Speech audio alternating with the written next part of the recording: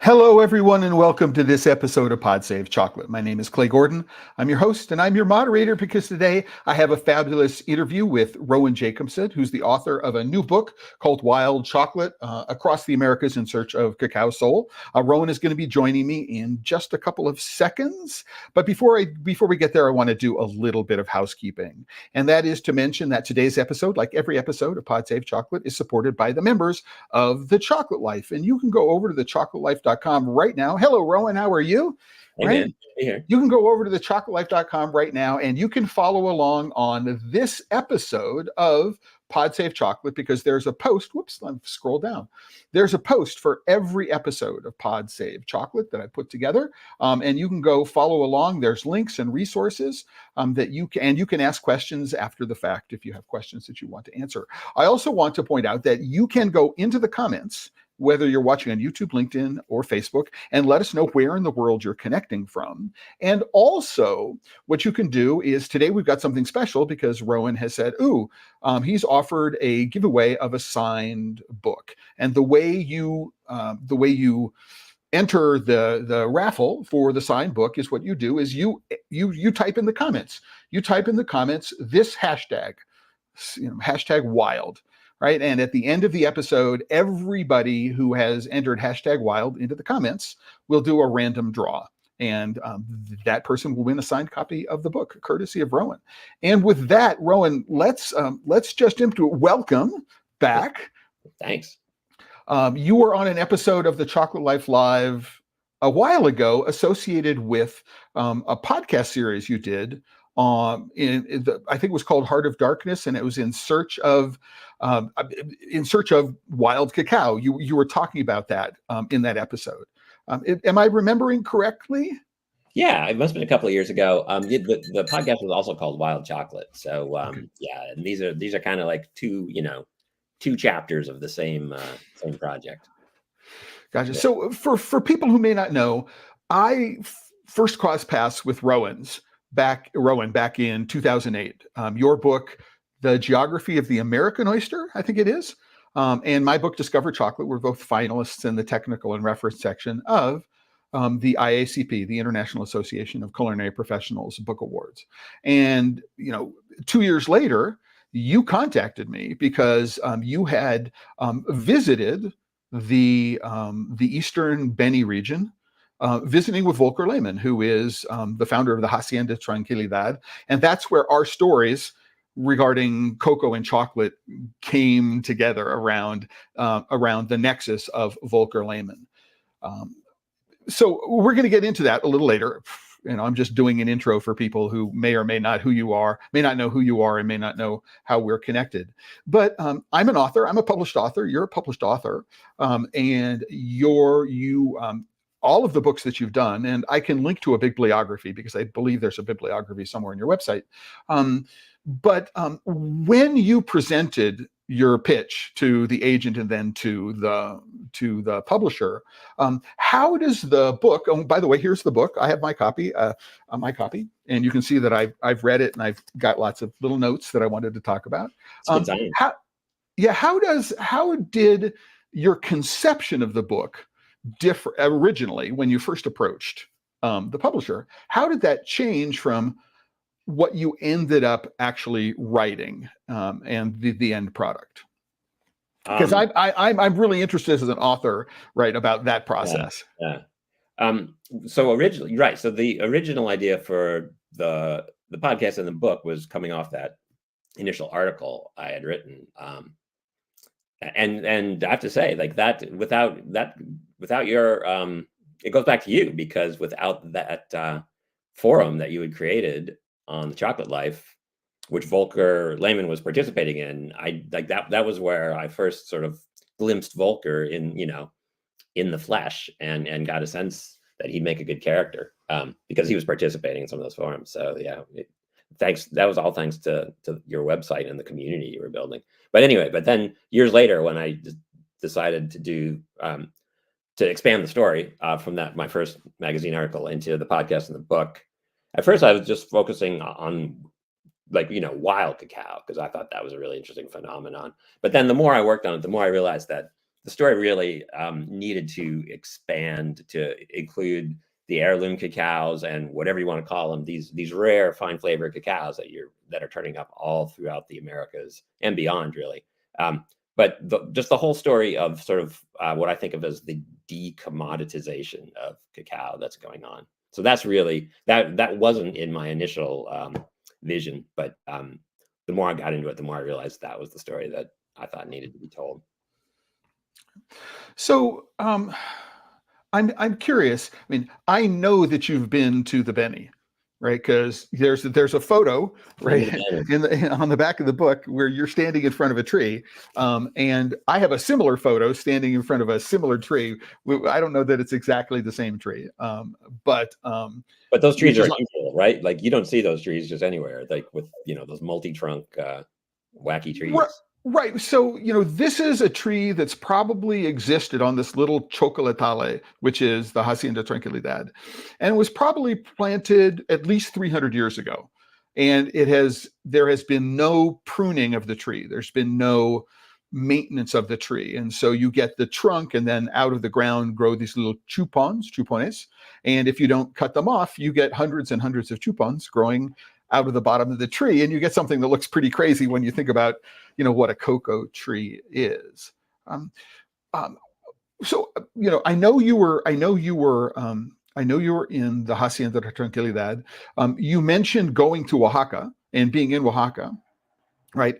Did you go to Brazil as well? Because a large part of the story is connected to Luisa Abram and her work in Brazil. Yeah, so that was sort of like the second half of the book is after the trips to Bolivia.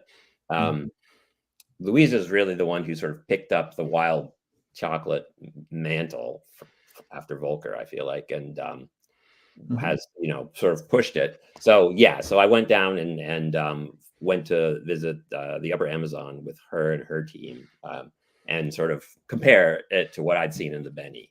And see what the differences were, what the similarities were, and what sort of like the next chapter of wild chocolate might be. So without spoiling that last question, what the next chapter of wild chocolate might be. So I have been to the jungle in Ecuador and Peru and Bolivia. Obviously, I have visited cacao farms in Brazil, although not deep in. You were probably either in Pará or Amazonas. I'm trying to guess the geography. Right? Yeah, I'm Amazonas.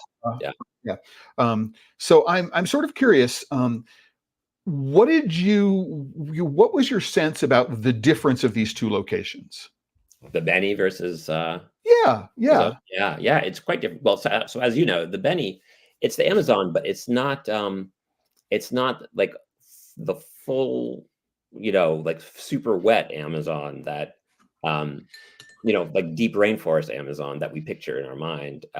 The Beni certainly has rainforest, but it's got a whole dry season, and so the areas of forest, those chocolatales that you mentioned, are sort of interspersed with huge grasslands that look more like the Everglades. So that surprised me when I first went, and it's a very different environment than what you picture, like the full-on dripping jungle rainforest. That's sort of like the classic conception of the Amazon. Where I went in Amazonas with Luisa Abram was that. It was like very wet, jungle everywhere, no grasslands, a very different environment, even more miserable in some ways than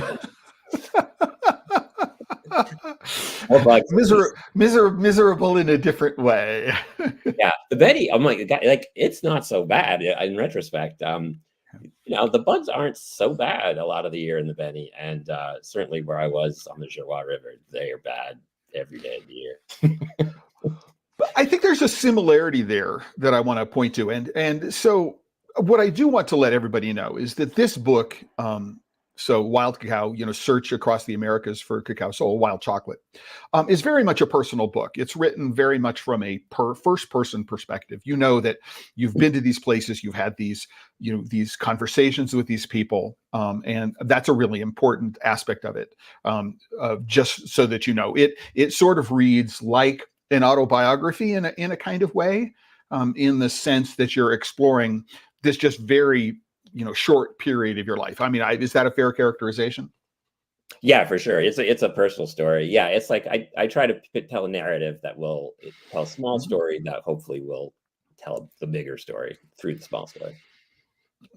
Yeah, so which is why I asked the question.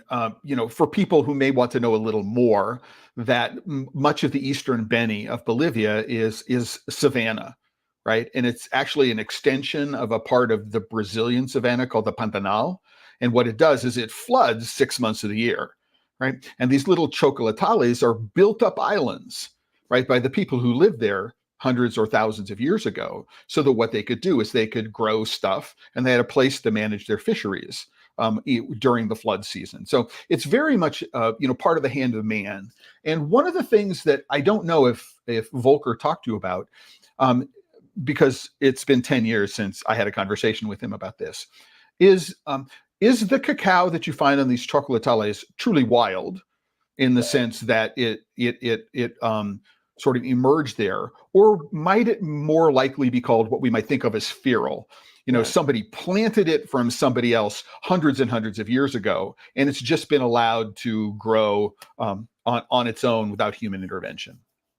Yeah, my like I think there's a few lines of evidence that are pointing in that direction. One, we know, like both where Volker is and all those other areas, there's all kinds of archaeological evidence that that whole landscape, as you were mentioning, was engineered by people long ago. And then just even in the past year or two, there's been a lot of new reports showing that that civilization was really like quite complex and quite extensive. You Mm-hmm. know, so there were probably millions of people living there. I've seen estimates anywhere from like 2 million to 10 million, 1,000 years ago, more. Um, so yeah, so I think it was that was not what we would consider a truly wild area back in the day. And then the other line of evidence that I think points that way is that that cacao, Veniano, is it's inbred, right? It looks like it's undergone a very long period of selection by humans for particular traits that that narrowed its put into a bit of a genetic bottleneck. So that also points to it being not wild, that it was domesticated and then, as you say, went feral. And I was just looking at another paper. I wonder, like, some people are pointing to Chuncho in southern Peru as sort of like the original fine flavor cacao that then eventually moved upward into Ecuador and then over to Mesoamerica. And I wonder if Chuncho also was at some point in the distant past traded over the Andes down into the Beni, and that's where that cacao originally came from. Just a theory, but yeah, Yeah, I agree. there is some very, very recent research which does talk about that. I would have, and I did an episode of Pod Save Chocolate, so I'll put a link to that episode on today's post for people who wanted to. But for people who aren't familiar with the cacao from the Beniano, and I do want to really give a really quick shout out to Volker Lehman, who's in the stream today. Volker, thank you very much. I'm guessing you're in Santa Cruz de la Sierra. Maybe you're in Europe getting ready to go to the salon or something like that. But it's great to see you, my friend.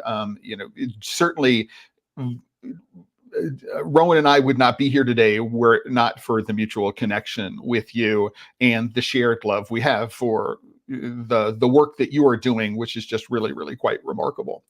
But Rowan, I mean, what the picture here says is that when we think of wild cacao and we think of cacao Beniano, when we think about what we would think of as phenotypes, which is the outside shape of the cacao and the coloration of it, there's a wide spectrum here, right? Yeah. Did this surprise you? I mean, I haven't been and seen the cacao growing on the trees in Amazonas, the cacao along the river where you were with Luisa Abram. Is there this kind of diversity among what it is that you saw there? There is that stuff looks truly wild, and you don't. The trees are more scattered through the forest, up and down sort of those gallery forests that grow along the rivers, and Mhm. there is a lot of diversity. Like the first the first spot that they were harvesting from in the Girois, the pods were really red, and it was really like unusual to see such red cacao in a quote unquote wild setting. Then the next, just a few miles downriver, none of the pods were red. So that stuff looks truly wild, and just the pattern of the trees looks like, I don't think people were ever really like managing that cacao. So it's different that way too. Right. So I just wanted to, showing this picture, I just want to give context to what some of the wild cacao pods look like. I mean, this is, Small. I think the leftmost pod in this picture, one of these two pods over here, this is the pod over here. Right. It's just to give you an idea. And still there will be, the same number of seeds. There's a lot of mucilago. There's a lot of pulp on these things. It's very, very wet. It's quite unusual. I don't know. Was it a very wet pulp in the cacao that you found in I don't know enough to say. I haven't compared my pulp wetnesses sufficiently. Gotcha. Right. But what would you say? What you saw? Well, I'm looking at the photo. So, here's the photo of me in front of that tree. I think I may have shown that already. But here we have, these are photos of the Hacienda Tranquilidad. We can see after a couple of hours of harvesting with this family there, there are two photos of what it looks like. Is this what the forest looked like when you were in Amazonas, or is the forest there look very different? Quite different. Yeah. It's denser. Yeah. It's not fun. And if you don't have a set path, it's not fun to move through the forests around there. Gotcha. Yeah. So I just wanted to, just give people a sense that when we think about cacao and we think about the cacao, quote unquote, in the wild, right, or feral cacao, it's what I learned about cacao in Bolivia in 2010 was related, but I couldn't take my impressions of what I had learned about cacao in Ecuador in 2003 and 2005, and in Mexico and Venezuela, and go to Bolivia. I know everything there is to know about, cacao boliviano, because that's just not the case. They're just very, very different experiences and very different cultures. And before I get into my next question, what I do want to remind people is that we have a giveaway today for a copy of Rowan's book. So if you can go into the comments and go and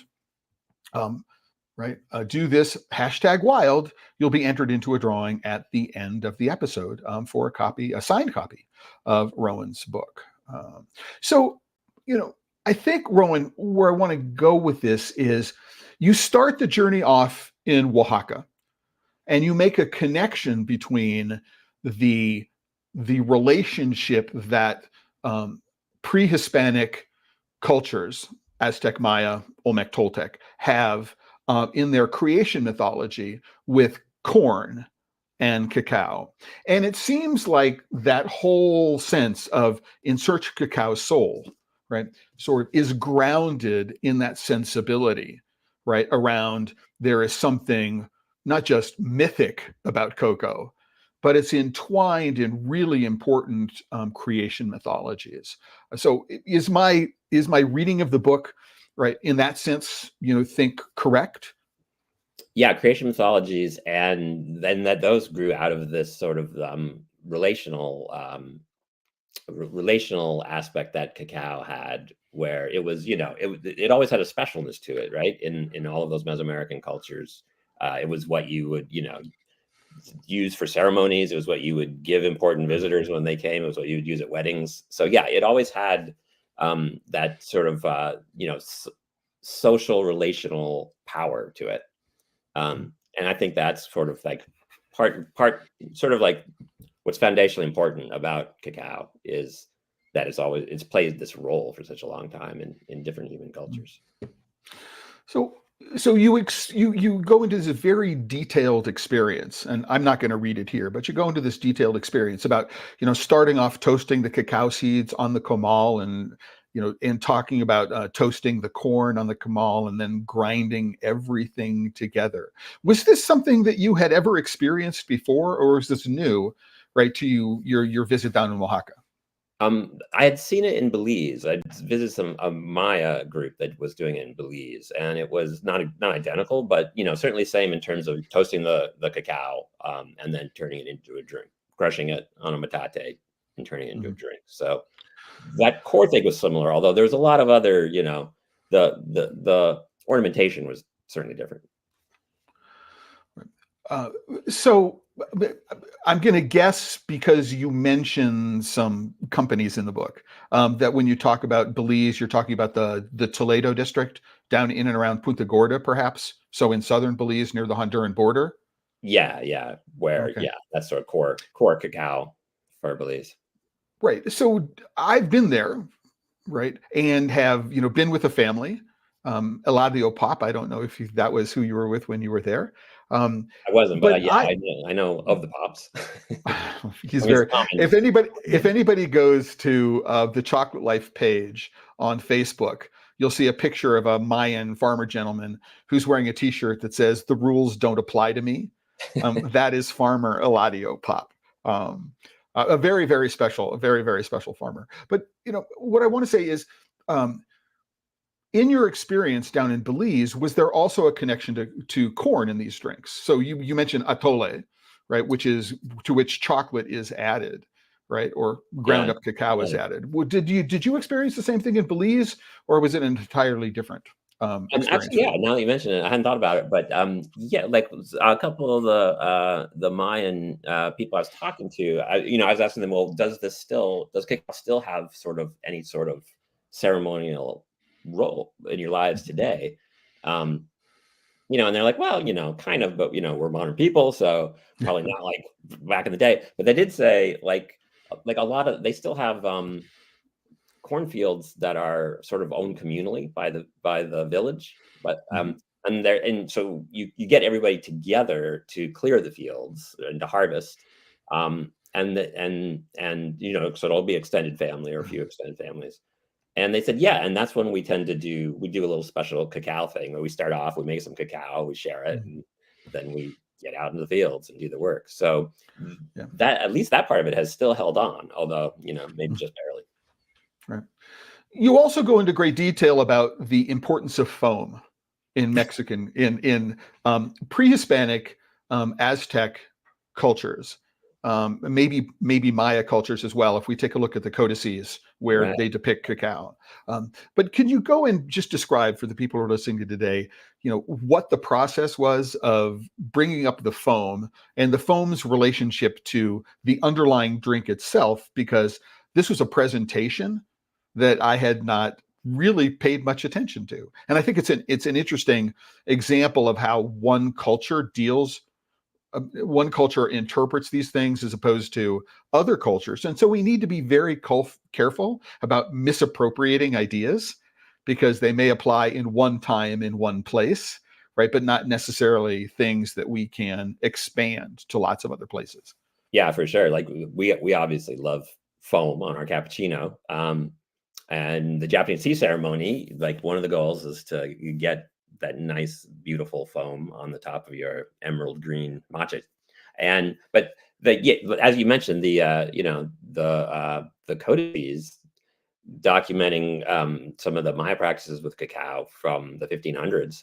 They were also, there was definitely attention paid to getting a nice head of foam on your cup of chocolate.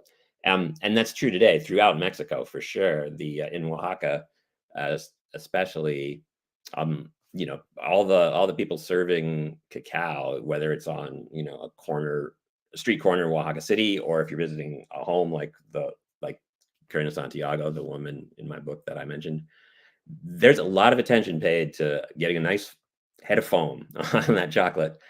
So three very different cultures all cared about that head of foam. Is there a commonality there? Maybe not, but the commonality I see is it takes some work to get that, and so again, it goes back to that specialness. Like you're like raising the bar in a sense by Mhm. doing some work to put yourself into the drink and to make it more personalized for whoever you're giving it to. Um, so if I need to find a commonality, that's where I go to.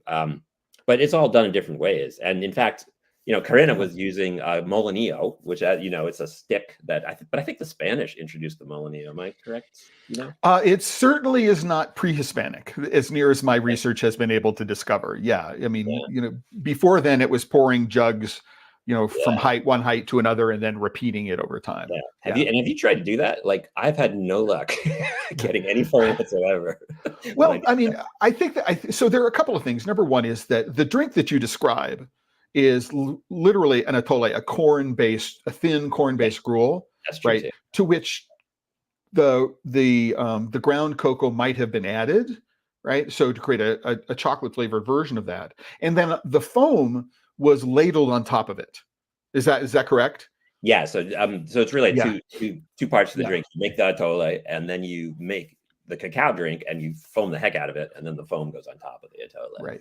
And there's lots of through Oaxaca City, you can get it every which way. Oh no, I understand, and I think that when I think about looking at the pictures in the Mayan codices, I don't think that that's the beverage that they're making, and it's certainly not the beverage that is described.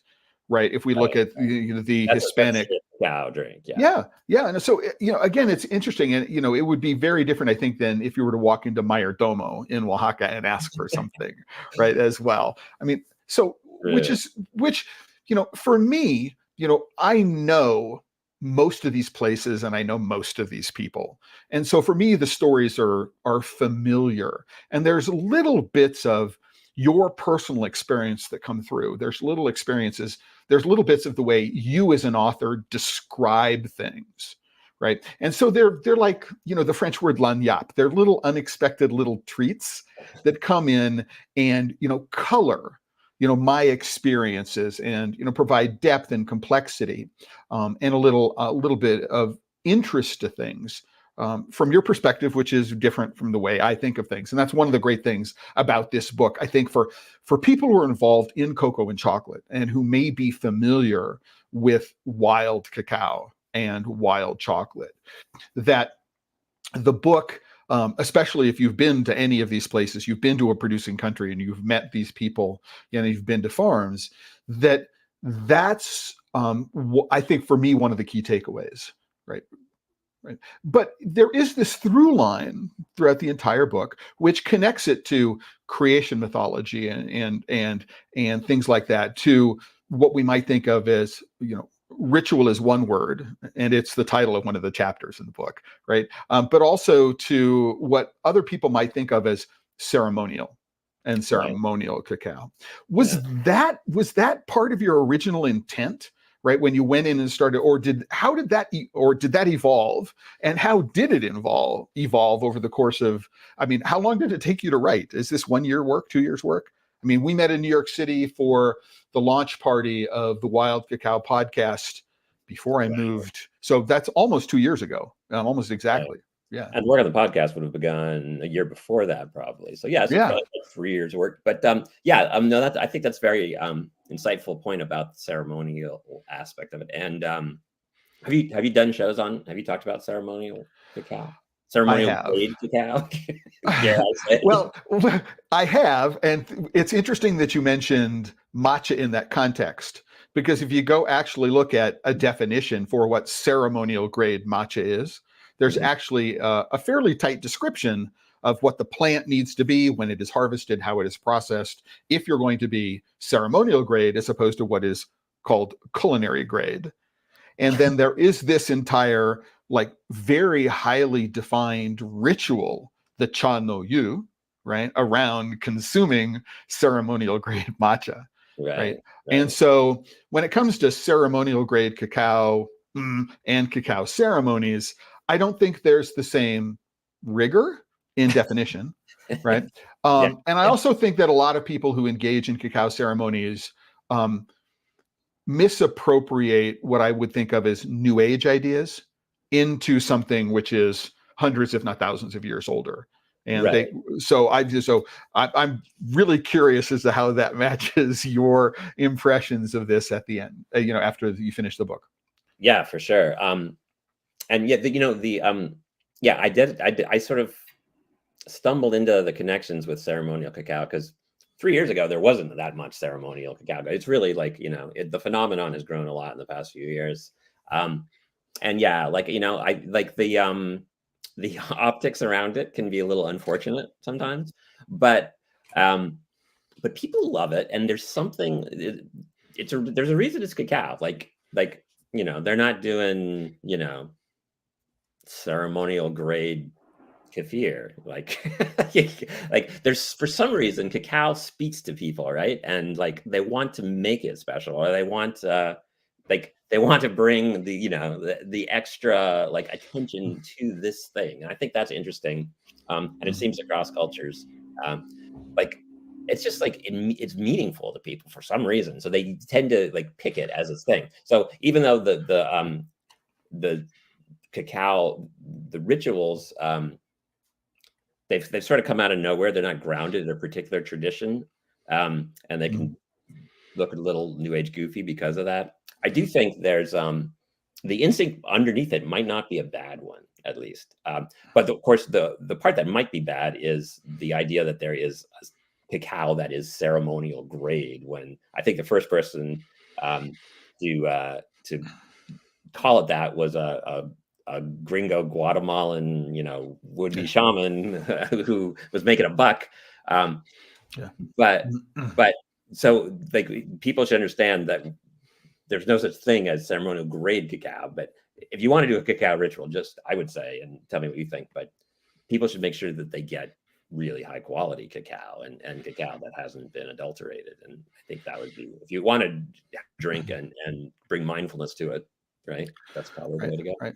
And so I will answer that question after a really quick interlude to mention to everybody, because we're halfway through today's episode, is that you're here on Pod Save Chocolate. My name is Clay Gordon. I'm here with Rowan Jacobsen, who's the author of this new book called Wild Chocolate, searching across the Americas in search of cacao soul. And if you are watching or listening, because this will be available in audio podcast form, for every single episode, I produce a post on the Chocolate Life, and you can go there for links and to ask questions after the fact. If you're watching live, you can go into the comments, whether you're watching on YouTube, LinkedIn, or Facebook, and you can put the hashtag wild into the comments, and we'll have a drawing at the end of the episode for a signed copy of Rowan's book.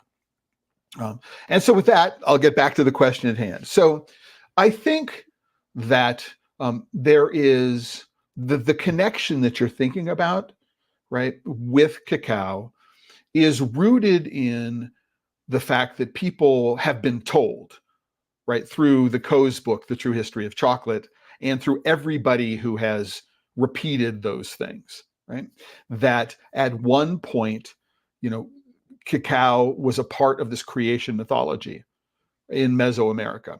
And it looks like from new work that's coming out of Palanda in southeastern Ecuador and the Zamora-Chinchipe area, which is where there is the first use and domestication of cacao, right? Going back to like 5500 BC, is that there was a ritual connection, right, to cacao, and it might have occupied a place, similar to ayahuasca, right, without the quite intensity. But my feeling is, if you're in the jungle and there's not a whole lot of calories at ground level, you're very, very careful about searching for those calories. And then if you can find a substance that is psychoactive, you treat this substance very differently. And you attribute the dreams and visions that it gives you to the gods, right? And so I think that this is sort of a natural evolutionary component to just being a social species. Totally, yeah. And so when we get to, important too, I think. I'm sorry. The psychoactive aspect is important to it. It is like I sort of think of it as like ayahuasca with training wheels. Like, well, having participated in 2 ayahuasca ceremonies in my life, one in Ecuador and one in New York State. And surprisingly, the one in New York State was better supervised with a more potent mixture than the one in Ecuador. Completely separate. That cacao the training wheels aspect of it is pretty interesting. It's far less potent, and you're less likely. Okay, did I lose you, Rowan? Yeah, Because no, you froze. oh, Can you can you hear wave me? at me and let me know what's going on? I just want to make sure that I'm okay here. So I think I'm okay on my end. So you came back. You came back. Okay. Right. So I think that the notion is that you have something which is not as intense, but provides this capability. And also one of the things that cacao has that ayahuasca does not have, it has theobromine and caffeine. And so it gives you energy, right? Which is, whereas ayahuasca just makes you hallucinate, right? And it Right, yeah, doesn't, and it doesn't make you want to vomit, which is ayahuasca. It's a poison. Ayahuasca is not necessarily a fun experience. And if we look at Mesoamerica, if we look at Honduras, Belize, Guatemala, and the parts of eastern Mexico, there aren't a whole lot of native stimulants in the yeah, environment. And so cacao would have been revered not only for its stimulant capability, but its ability to, its psychoactive component. And there's another point about it, which I don't think, and I'm interested in hearing, your thought based upon, what you researched in the book, is that there's not a whole lot of pollution down there, right? As the way we think about it. And you're not consuming large amounts of sugar. And so small amounts of hallucinogens, small amounts of psychoactive substances are likely to have a greater impact on the brain because they're not competing, right, for things the way they are today. And so the psychoactive component might have been more potent in that time, right? And there might have been a placebo effect associated. I'm expecting to be able to communicate, whereas that's not the expectation these days. yeah. That's true. That's true. Right. But people, you drink a cup of intense sipping chocolate, and you feel it, right? Like, your breath's different. Oh, there you go. What's Yeah, that? I made a mocha. I made a mocha this morning. I'm out of the remnants of my second cup of coffee. So It's a pretty good drug, like it's way up there as drugs go. Yes, and it has fewer side effects than most drugs. But you're right. I think that if you consume, quote unquote, whatever ceremonial grade means, right? And some people will define it as genetics, and some people will define it in terms of genetics and a combination of post-harvest processing. And some of it will also say, how it's roasted or not roasted, right? And there are so many complex variables here. It makes it really difficult to figure it out. But if what you do is you find a minimally processed, right, cacao paste, and then what you do is you consume it as a part of a deliberate meditative ritual, right? And it's like any meditative ritual. If you're paying attention, right, to the way it affects your mind, the way it affects your body, then I think there's an enormous amount of value if that's the reason why you're doing it, right, for you. Having seen videos of what are called cacao ceremonies, where they're adding ingredients which I know are, come from the Hispanic, I'm going, maybe not. What's going on?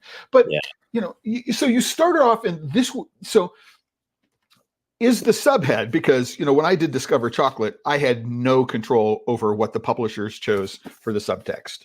Right. So did you promote this, or was this something Across the Americas in Search for Cacao Souls? Was that something the publisher put on it at the last minute before it went to press?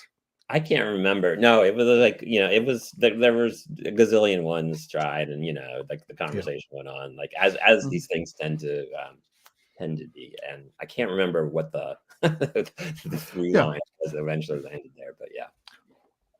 The reason why I'm sort of asking that is that there's a sense in which if you have a subhead like this and you settle on it early, it could in fact influence the direction of the narrative, right?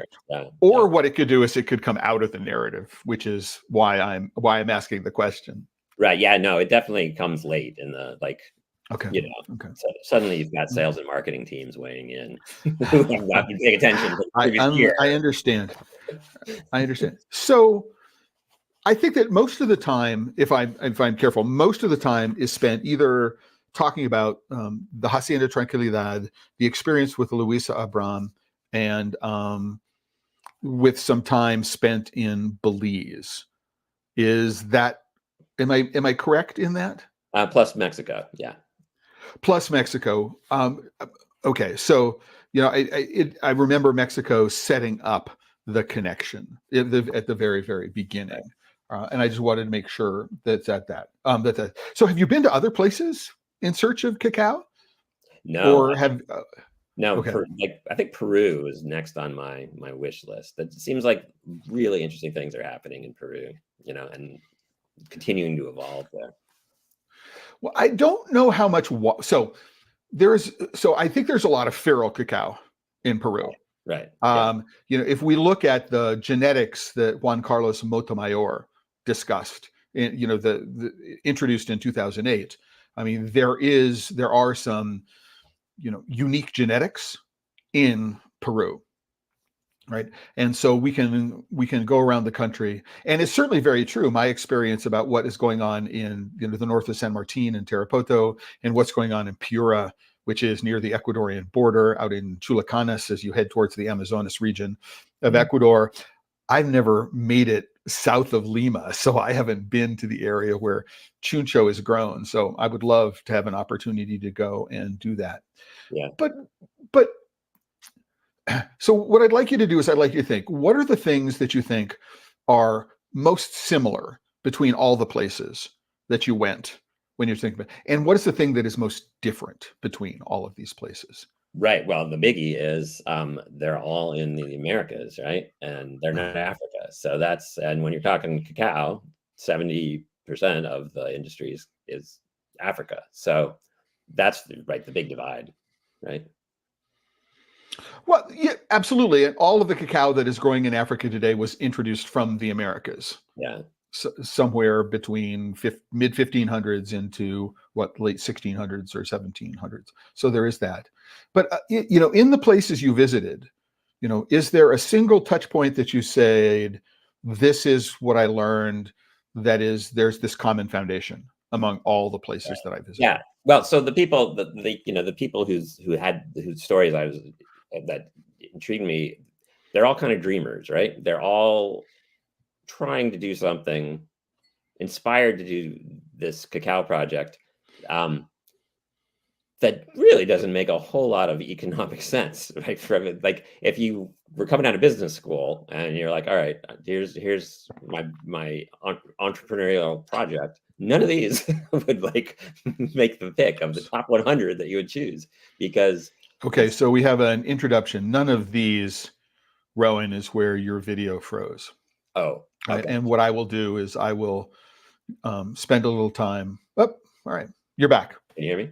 So none of these. Okay, yeah. So you wouldn't pick any of those as your economically sound project to launch into. So these are all people. So no Harvard Business School case study in positives are we gonna do out of this? Maybe. Yeah, working with these difficult cacao, finicky cacaos in places that have very little infrastructure. It's just it's an uphill battle to make this thing work at even a break even level. So that always intrigues me. Why are people doing it if they're going to struggle so much? Which again points something about cacao grabs hold of people. Yeah.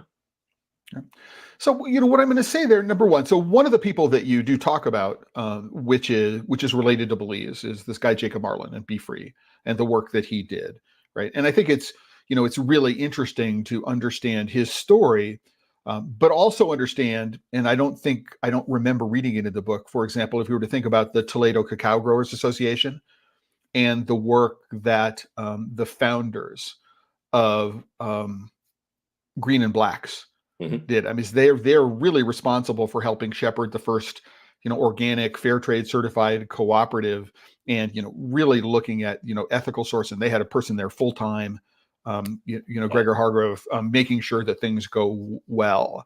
But for people who are interested in the stories of how these products come to market, it's not just what's going on the farms, which is really important, right? So, you and I bonded over Falkland's Cru Sauvage, and you talk about, the journey that Volker Lehmann went through in trying to convince European chocolate makers to become interested at all in this cacao, which unfortunately, even though it was interesting from a flavor perspective, had itty bitty tiny seeds, right? And all of the equipment in the world, which is made to process chocolate, is made to process much bigger seeds.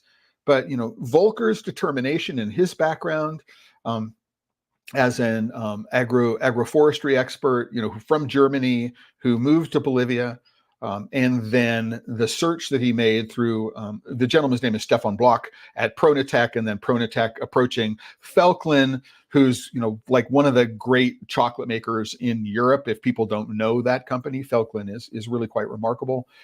And then also, I mean, I don't know if were you ever introduced to this person by the name of Sepp Schoenbeckler? No. So Sepp is the new product development expert within Falkland, and he was charged with how do we take these beans and turn them into chocolate. And I remember that 2006 from the first 2005 harvest, right? Was I still have memories of it. So we're almost 20 years later. Mm-hmm. Of it being the single most interesting chocolate I have ever tasted in my entire life. And you describe your tasting experience, right? It's like, what it felt like putting it into your mouth and all that kind of stuff. And so it had the same impact on you. So going back to some of the other topics that you discussed, I mean, oysters and things like that, do people have the same relationships with these other foods that they have with chocolates? I mean, I'm just curious in your conversations with them. That's a great question. Some of the things I've written about, no.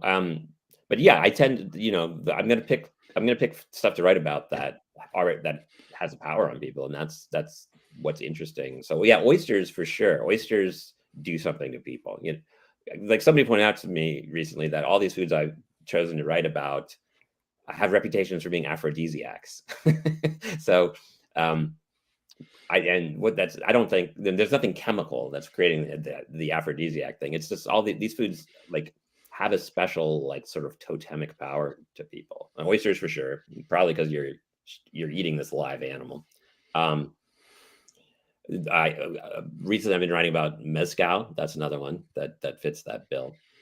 Mm-hmm. So certain foods do, but chocolate definitely fits in that. But except I don't know, does a Hershey's bar have a totemic power? Maybe it does, like. Well, it's really quite interesting. I've spent an unreasonable amount of time in the r/chocolate subreddit on Reddit. Mm-hmm. And it is really interesting the number of times the like Hershey's versus Cadbury's discussion comes up. And so I think one of the things that's different about chocolate, which might be different about oysters, and is certainly different when it comes to mezcal, is that chocolate is something that we consume here in the West, and most of the places where it grows from a very early age. Yeah. Key. Yeah. And our preferences as adults are usually very strongly rooted in what we consume as children. And so if I grow up in the United States and a Hershey's milk chocolate bar was what I grew up with, and I didn't have any other frame of reference for something, and my experience was s'mores, right, which is there is this experience around the chocolate, which is around the campfire and burning the marshmallows and camaraderie, and community and all those sorts of things. My connection to that chocolate is going to be, and they have to be a particular brand of graham cracker. That's the only way that it will work, right? And most people don't get to consuming coffee until they're much later, and consuming wine until they're much later, and beer and all these other things. Yeah. I don't know. I mean, how early did your fast? I mean, I'm going to assume that you are a fan of oysters and you like to consume them on a regular basis. Do you remember the first oyster you ever ate? Yeah, well, and this fits exactly with your hypothesis here. like in the literature, my first oyster, I would think I was 12, right? 12 or 13. So it's definitely like a coming of age moment, right? When you're like, because it's a little scary, the first one. And so it's like, it feels daring when you do it. Like you're doing something that a little kid wouldn't do. And I've seen like, there's this coming of age oyster moment again and again written about. Anthony Bourdain wrote about it. Anne Sexton, the poet. Like, it's funny how often it's right in that like pre-adolescent, early teen period when people do their first oyster. So it's like, and so then again, it's a powerful memory. It's you imprint on it a little bit. So so you get the chocolate when you're little, and then the oyster, and then the mezcal last, hopefully. I don't know. I know some people who are on the Mexican panel that regulates mezcal. So if you're interested in, there is a denomination of origin for mezcal, as there is for tequila, which regulates the industry. So there may be, if there's some interest, I can connect you there. The person I know is down in Tabasco, which is also huge for cacao and chocolate.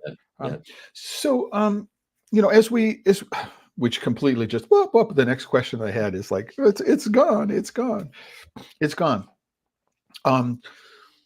Have you had, so you and I both bonded very early on over this experience they had with this chocolate made from wild cacao, the Cacao Silvestre, which is the Falcon Cru Sauvage.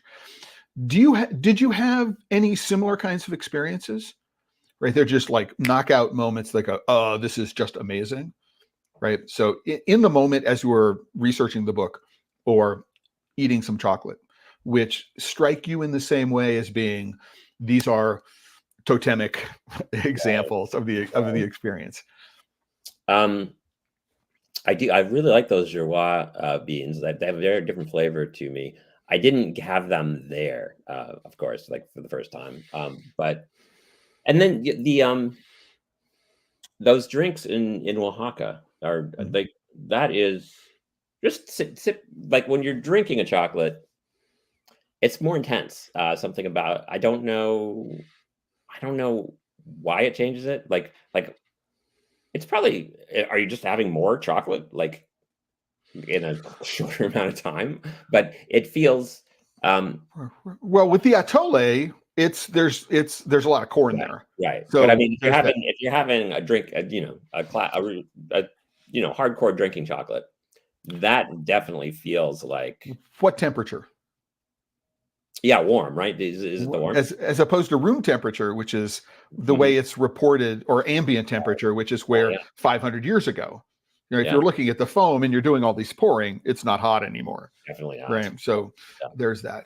So it turns out that, these ideas are ones that, I've been thinking about a lot. I'm doing a presentation for the British Society of Flavorists at their symposium at the end of this month in Brussels around the flavor of chocolate. And so these ideas are ones which have been forefront of my mind for the last little while. And one of the things that we know is that temperature plays an important part of our perception of things. So things that are warmer, right? The way the chemicals which stimulate taste and aroma, right? They are in the fat, and the way they are released, they release entirely differently from when something is hot as opposed to something that is room temperature. Right? If I'm eating a chocolate bar, the chocolate bar is, maybe at roughly 25 or 30 degrees below mouth temperature, right? And the first thing my mouth has to do is it has to melt everything, right? And so there's a release to it. So if I'm eating or if I'm drinking, so this is closer to room temperature, and I've got the undissolved solids at the bottom, that it contacts the mouth, right, more completely from the very beginning, and the aroma chemicals come off. So I'm convinced that drinking the chocolate is a fundamentally different experience from consuming the chocolate by eating a chocolate bar. So absolutely yes. As well, for sure. Yeah. And then there's the bitterness component. Like, bitter is medicine, right? We associate bitter with medicine. Poison. Yeah, Well, basically. no. Bitterness in nature is a sign of poison. Yeah, right. Right. It's a sign saying, don't eat me. Right. And so a lot of the early history of chocolate is how do you take something that you would normally spit out and how do you transform it into something which is edible, which is, really quite fascinating in and of itself. Yeah. But when you get you drink the bitter and survive, then that's a little bit back to that ayahuasca journey. You've gone through the fire. Okay, that's one way of thinking about it.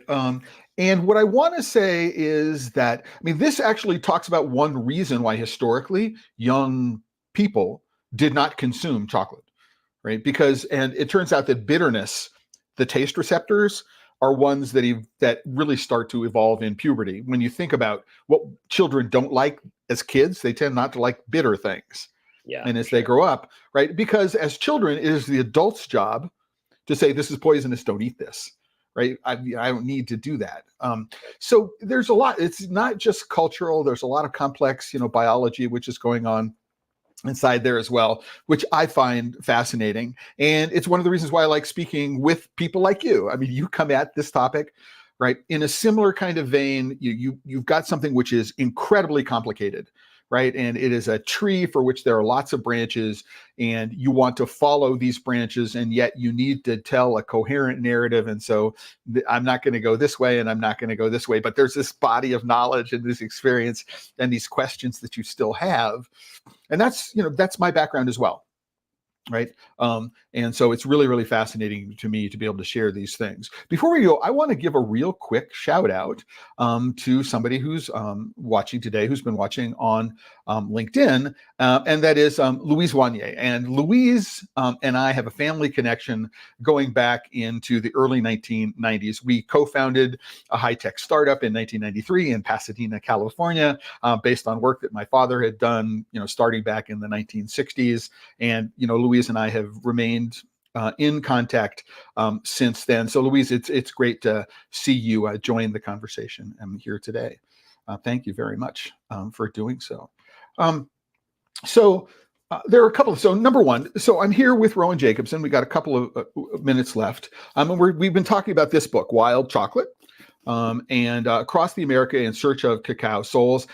Your publicist and your production team did a great job. You've got a cover blurb from Jose Andres, right, which is a really fabulous thing. Mark Bidman, who is well known. I don't know all of the rest of the authors, but it looks like but I do have a copy of The Secret Life of Groceries on my shelf behind me, so I know. Right. Benjamin Lord. Recommended to me by Sean Eskenazi, as a matter of fact, whom you may know. Excellent. Yeah. And so it's really quite remarkable in that respect. And so I think this book, so I'm gonna talk about this based on my experience reading it. So I think that there are two audiences for this book, right?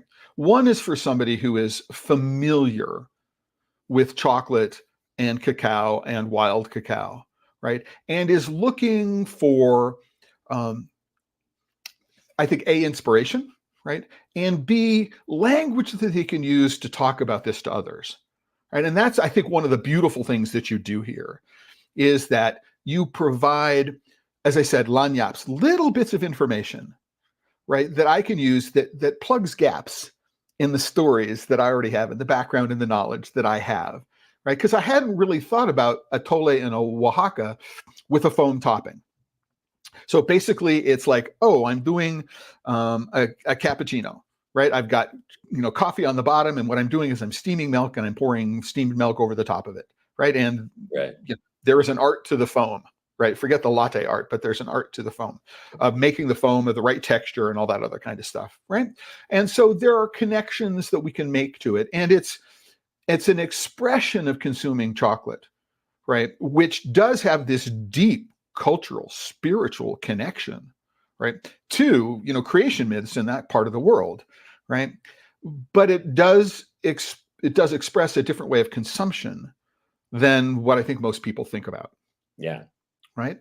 And then you have the conversations with Louisa, in her observations, right, of what it means to be working with these indigenous farmers, excuse me, in the Amazon, right?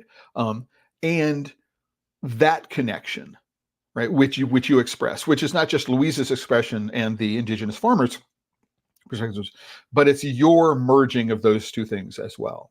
And so again, if you're interested and experienced in the worlds of cocoa and chocolate, right, that I think is the supreme value. I mean, whether or not you believe in ceremonial cacao or any of those ritualistic things, I don't know the answer to that question. That's up to you to decide. But I always struggle for new language. I always struggle for new ways to talk about these things. And for me personally, that's the greatest value of this book. I revisit people I know, places I know, chocolates that I've eaten, right? And you've given me a new way to look at those things and a new way to tell the important stories about them, right? And so for that, I thank you. I mean, for me, that's the value, right? But I think if you're sort of new to the idea of what I call specialty chocolate, and specialty chocolate is, subsumes the categories of craft chocolate and bean to bar chocolate. It's just a specialty chocolate is any chocolate made with specialty cocoa beans. And a specialty cocoa bean is one that gives fine flavor, according to the ICCO definition, as just opposed to plain cocoa flavor. Right? So if you're coming to this brand new, right, you're not really convinced of the value proposition. You don't know much of the lore. The only thing you know is somebody paraphrasing Sophie and Michael Coe's The True History of Chocolate.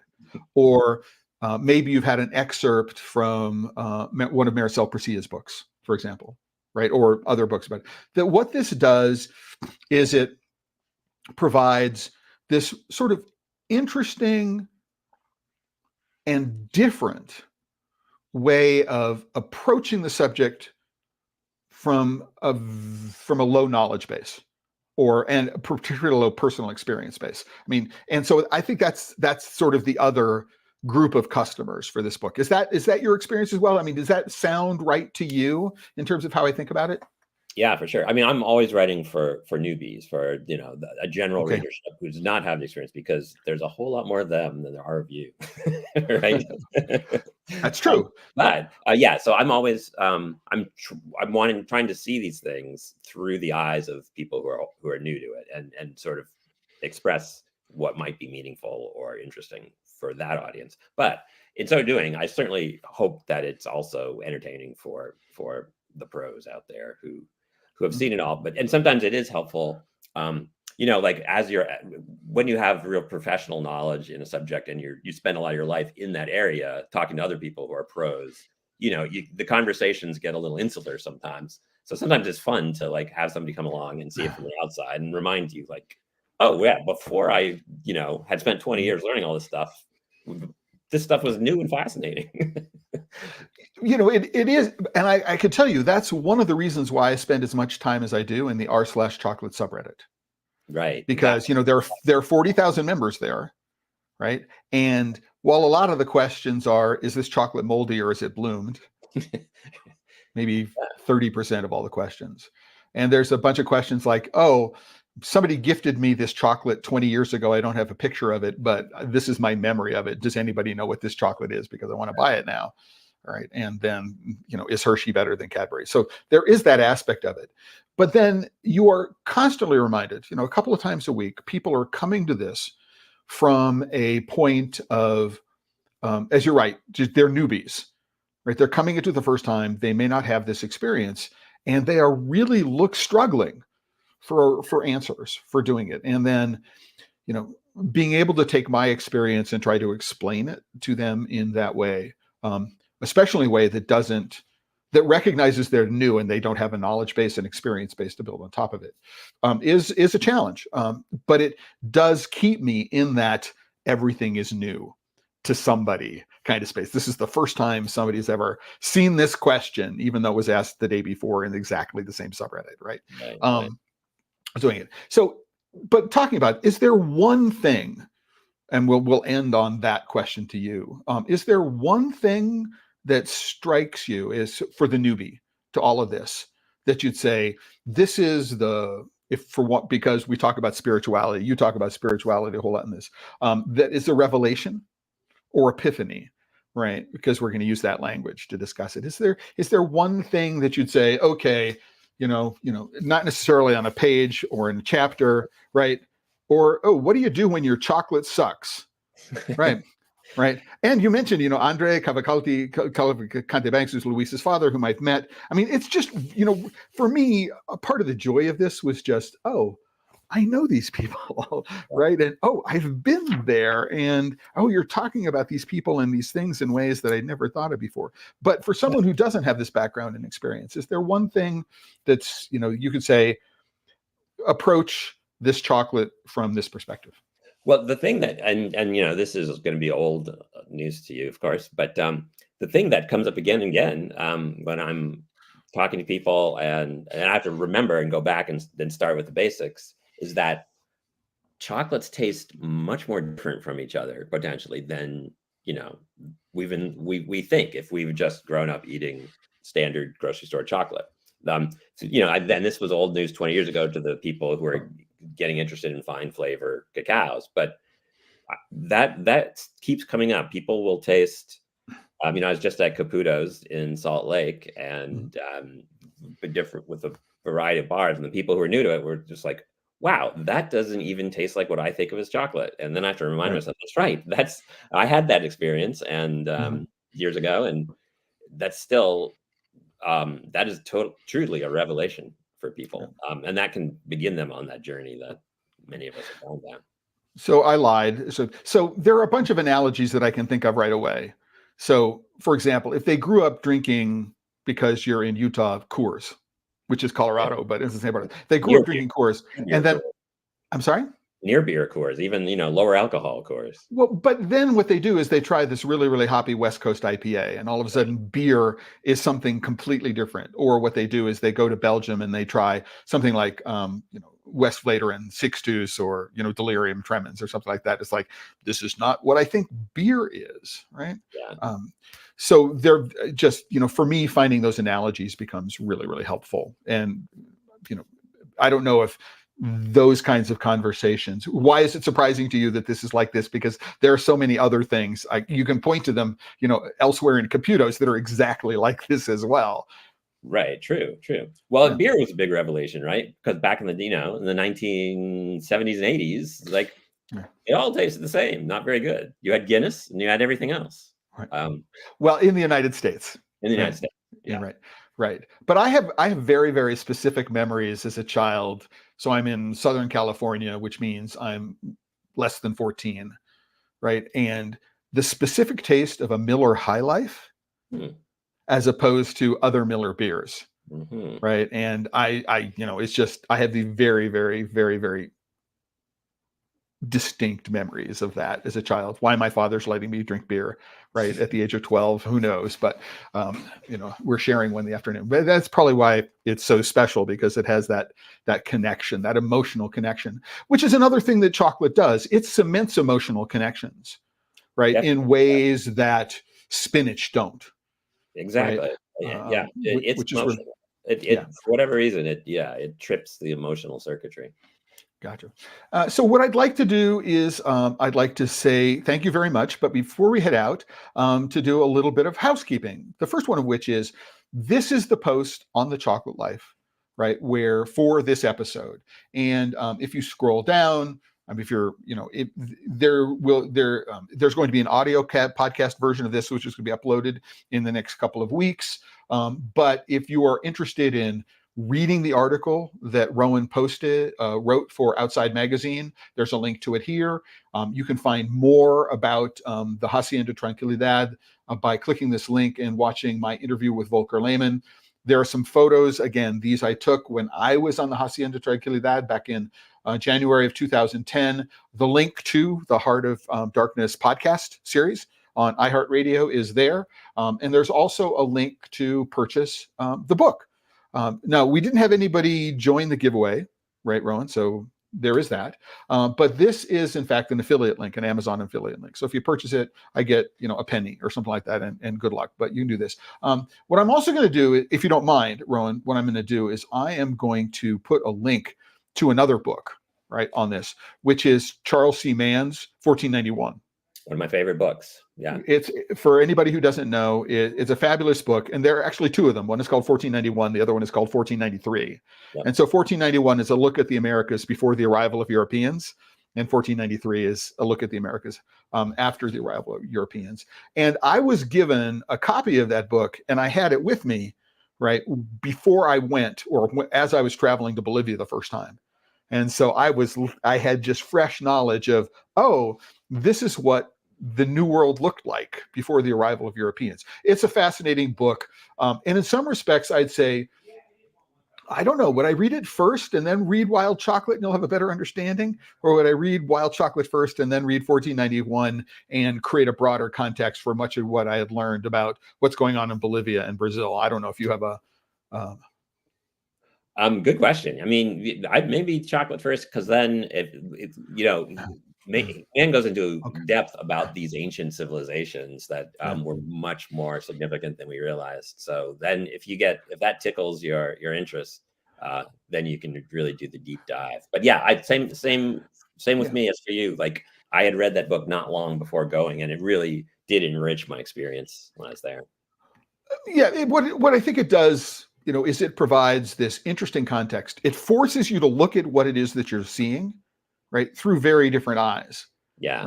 Right. Especially if your knowledge of the history of cocoa and chocolate are only from the book, The True History of Chocolate, right? All of what's going on here was unknown. Yeah.